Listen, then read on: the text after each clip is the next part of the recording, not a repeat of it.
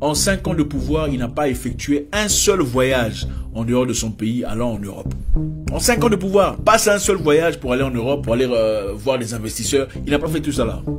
En 5 ans de pouvoir, il est resté en Afrique. Il a fait des voyages au Rwanda, voyage en Mozambique, voyage en Éthiopie, voyage en Ouganda. Il n'est pas allé en Europe, pas une seule fois. Il a reconstruit son pays avec l'argent du contribuable. Il n'est pas allé demander de dette. Il n'est pas sorti aller demander de dette ailleurs. Il a construit le pays, il a reconstruit les routes, les marchés, reconstruit les institutions avec l'argent du pays. Donc on n'a pas nécessairement besoin d'aller ailleurs pour chercher de l'aide, à moins que ce soit une raison, des excuses justement, ou pour des intérêts personnels. John Pombe Magufuli a prouvé aux gens qu'on n'a pas besoin d'aide externe, pas nécessairement pour progresser, pour au moins faire un pas vers le progrès. Pas un seul voyage. Pendant ce temps, comme vous le savez, beaucoup de gens sans capacité cérébrale, mieux que vous, sont bien assis en politique. Ils sont députés, on les voit, ministres, des gens qui ne sont pas nécessairement mieux que vous. Comprenons dans quelle direction nous allons. Comment est-il mort? L'une des raisons principales pour laquelle l'Afrique a du mal à avancer, c'est parce que des gens intelligents comme vous ne s'intéressent pas à la politique. Oui. C'est des abrutis souvent qui sont bien placés. C'est des abrutis qui font des vidéos sur la politique, défendant l'indéfendable, des bêtises. Vous savez, il n'y a pas de mauvais peuple. Le mauvais peuple n'existe pas. Il n'y a que des mauvais leaders. Quand le leader est bien dans ses bottes, le leader est fort, le peuple devient fort. Quand le leader est stupide, la population suit. Les gens ne font que exactement ce que font leurs leaders. C'est un peu comme dans la maison. Les enfants sont généralement le reflet de leur papa ou de la discipline qu'ils reçoivent à la maison. Un homme qui bat sa femme, très souvent vous remarquerez, son papa battait sa mère.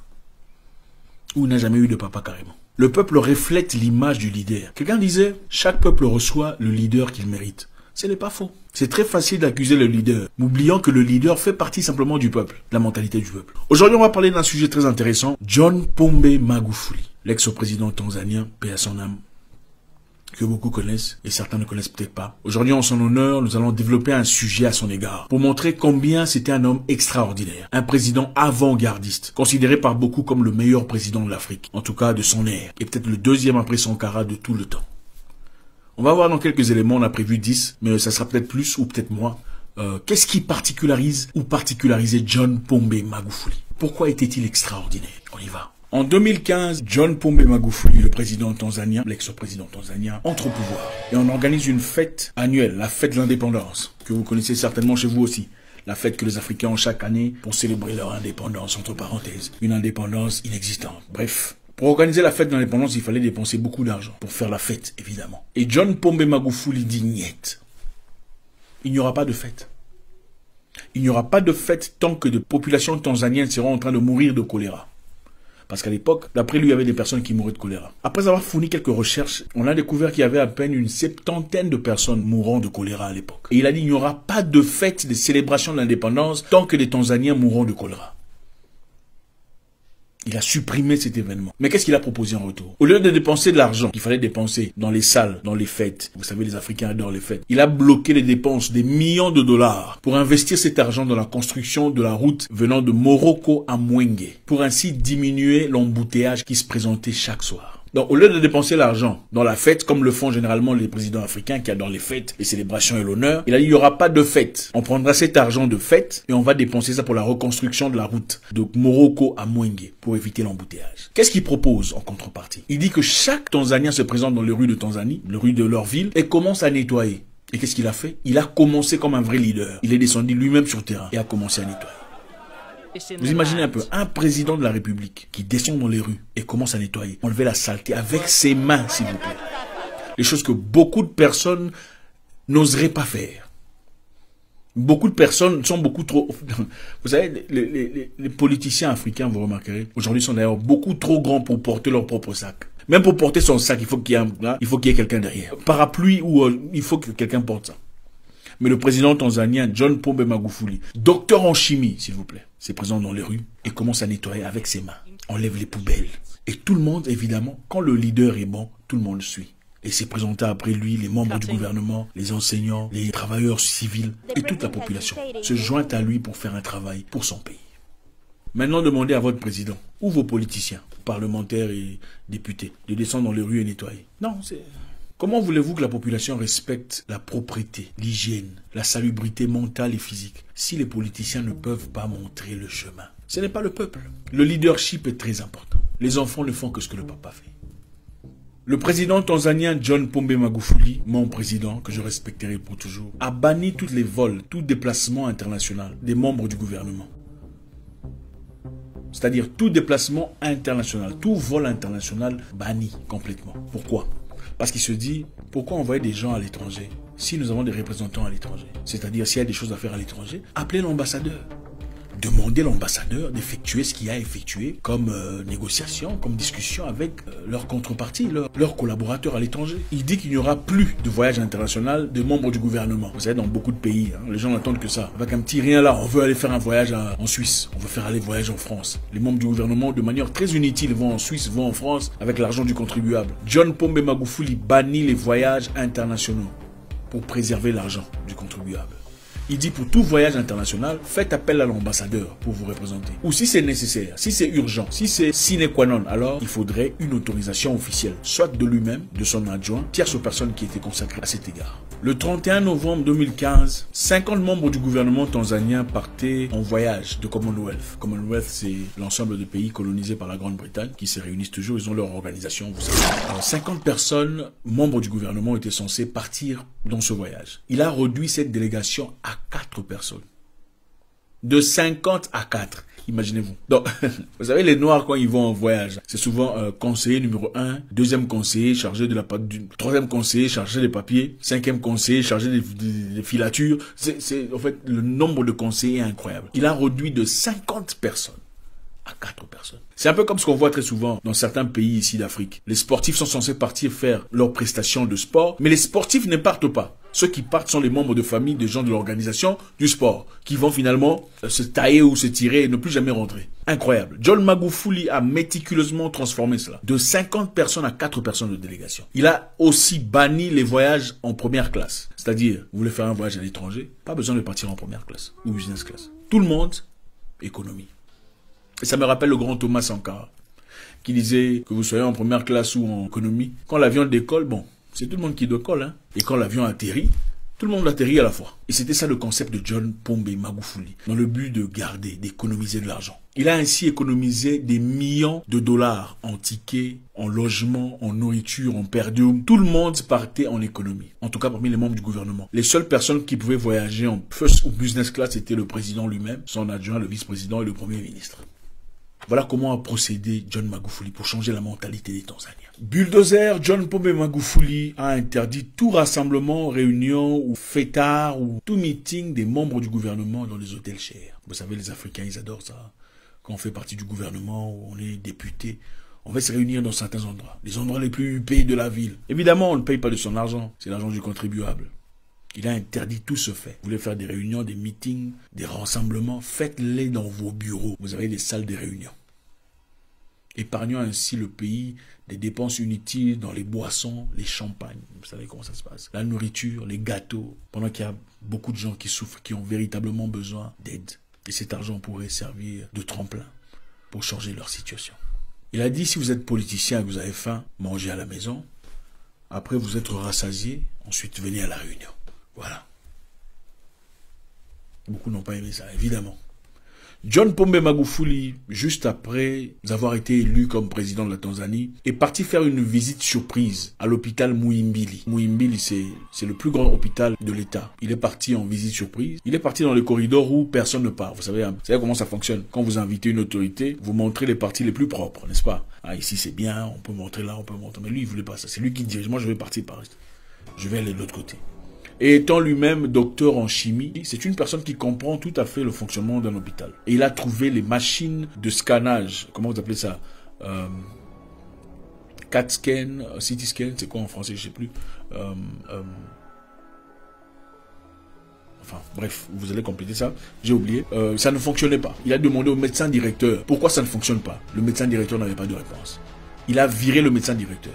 À cause de la saleté, des difficultés, le manque de matelas. Il y avait évidemment un compte prévu pour toutes ces histoires. Mais ce compte était bousillé. Évidemment, comme nous sommes champions, on adore l'argent, on ferait tout pour l'argent. Certains parmi nous-mêmes vendraient leur mère, on le sait. Voilà, on a bousillé l'argent du contribuable destiné à soutenir les gens. John Magufuli a viré le médecin directeur et son adjoint. Après avoir engagé quelqu'un d'autre. On les a donné 3 semaines pour réparer tout ce qu'il y avait à réparer. Et en 3 jours, ils avaient tout réparé.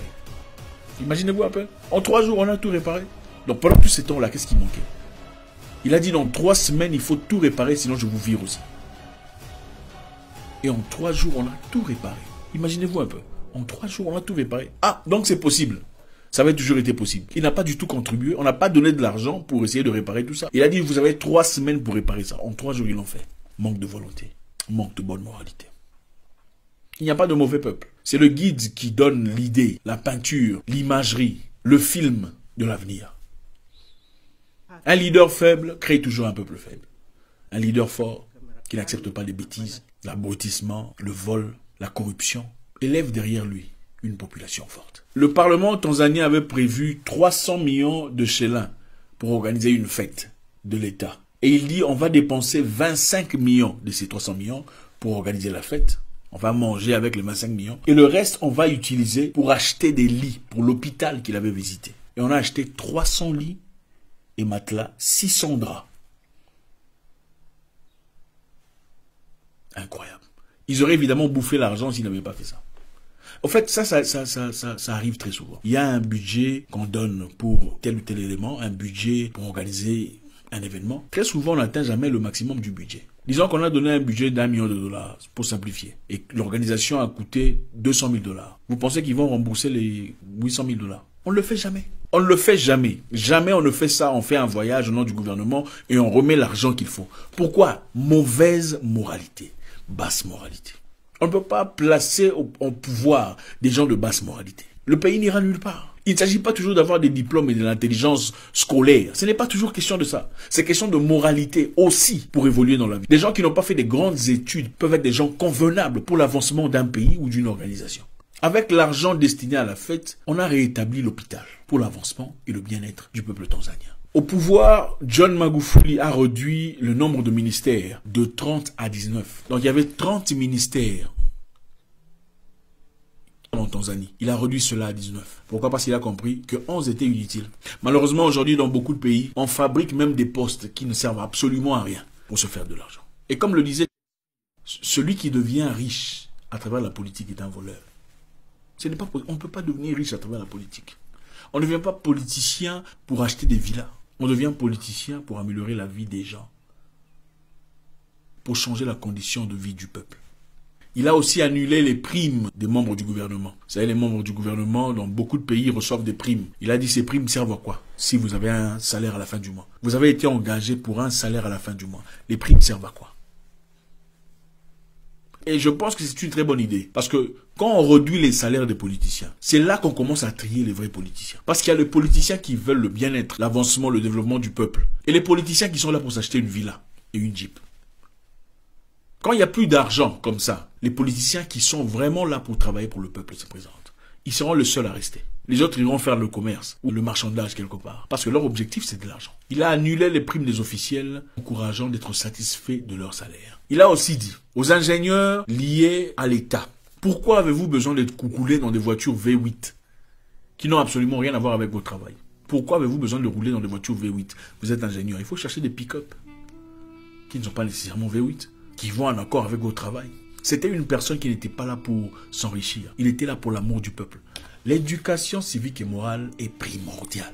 Au-delà de tout, l'enseignement, l'intelligence, les qualifications, la spiritualité, l'éducation civique et morale est très importante. Sans laquelle, on aura toujours des bandits, des escrocs, des aventuriers, des profiteurs, des opportunistes, des parvenus en politique. John Pombe Magufuli a transformé radicalement son pays en très peu de temps. Un seul mandat, 5 ans, et quelques poussières. Dans d'autres pays, on vous dira, à notre arrivée, le pays était complètement par terre. Donc, on a besoin de 20 ans, si pas plus. Il n'avait pas besoin de tout ça. En 5 ans, il a fait des choses énormes. Construit de routes tanzaniennes. L'infrastructure a complètement changé. Le peuple est heureux, content de l'avancement du progrès. Combattu farouchement la corruption. La corruption dans un pays commence au-dessus. Ce ne sont pas les peuples qui font tout ce que vous croyez là. Quand les travailleurs savent que le chef est corrompu lui-même, ils comprennent qu'il faut se servir.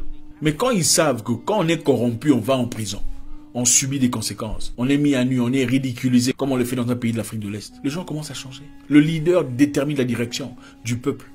John Pombe Magufuli, comme vous le savez, était une personne qui remettait tout en question. Avec l'événement qui s'est passé récemment, vous connaissez très bien, je ne donnerai pas les détails, il a refusé de s'incliner à l'idée internationale. voulant ainsi préserver l'intégrité de son peuple et leur indépendance mentale, qui est très important pour la libération d'une nation. Aujourd'hui, nous le célébrons, John Pombe Magufuli, le meilleur président d'Afrique de sa génération, et pour beaucoup, juste après Thomas Sankara. Beaucoup de gens souhaiteraient avoir des présidents un homme qui ne s'exprimait qu'en Swahili. Il n'avait pas de complexe, oh, la papier, les travail. Il n'a pas de complexe d'articles, tout ça, comme les francophones, les francolâtres. Il s'exprimait tout le temps en Swahili, sa langue maternelle, pour valoriser sa nation. En 5 ans de pouvoir, il n'a pas effectué un seul voyage en dehors de son pays, allant en Europe. En 5 ans de pouvoir, passe un seul voyage pour aller en Europe, pour aller voir les investisseurs. Il n'a pas fait tout ça là.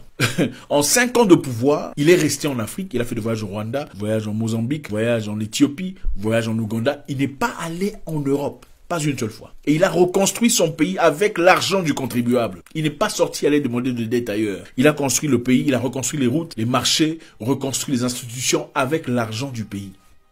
John Pombe Magufuli a prouvé aux gens qu'on n'a pas besoin d'aide externe, pas nécessairement, pour progresser. Pour au moins faire un pas vers le progrès. Pas un seul voyage hors d'Afrique. Pendant ce temps, comme vous le savez, il y a des gens qui ont trouvé la politique comme une opportunité de voyager. Ah, finalement, je verrai la Tunisie. Finalement, je verrai Singapour. Ce ne sont pas les raisons pour lesquelles on est en politique. L'une des raisons pour lesquelles l'Afrique souffre aujourd'hui, c'est parce que vous, les gens intelligents, ne dites rien. Vous n'êtes pas impliqués. Vous, les gens intelligents, êtes absents de la scène. Si vous ne vous occupez pas de la politique s'occupera de votre avenir.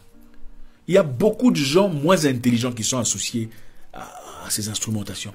Beaucoup de gens sans capacité cérébrale, mieux que vous, sont bien assis en politique. Ils sont députés, on les voit. Ministres. Des gens qui ne sont pas nécessairement mieux que vous. Absolument pas. Soyons impliqués. Comprenons dans quelle direction nous allons. Comment est-il mort? Je ne pourrais malheureusement pas vous le dire. Tout ce qu'on sait qu'il s'est opposé au statu quo. Et il n'a pas eu froid aux yeux pour dire non. Docteur Pombe Magufuli. Un homme fort, un homme de foi. Un homme de bonne moralité.